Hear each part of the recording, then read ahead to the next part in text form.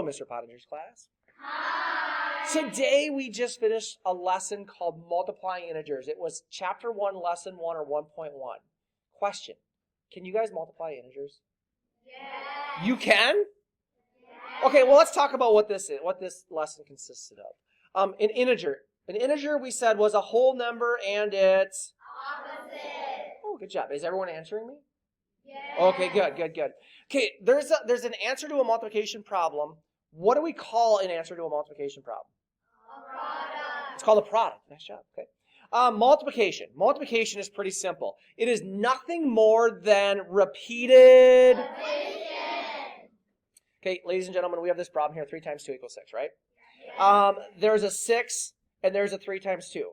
What is the 6? What do we call the answer to a multiplication problem again? Product. So that 6 is a product, right? Yes. Okay, and what are the numbers that multiply together to give you a product called? What are those things called? Factors. Okay, good job. All right, sometimes you have to multiply more than one row of numbers, right? Yes. You have to use this thing called a place value holder to fill in some place values, yes? Yes. What number is the place value holder always going to be? 0. Nice job. Okay, the problem that we solved here for number 6 was 26 times 7. You guys remember that one? Yes. Okay, the first thing we did is we used this number to multiply, right? Yes. What's that called? Multiplier. So we multiplied the 7 by the 6, yes? Yes. So 7 times 6, you guys said was 42, so we put down the 2 and we had to carry the 4, yes? Yes. What is this number called? Carrying number. It's a carrying number, yes? Yes. And then once we carried it, we multiplied the 7 by the 2 and we added the carrying number, right? Yes. You guys know how to do all that? Yes.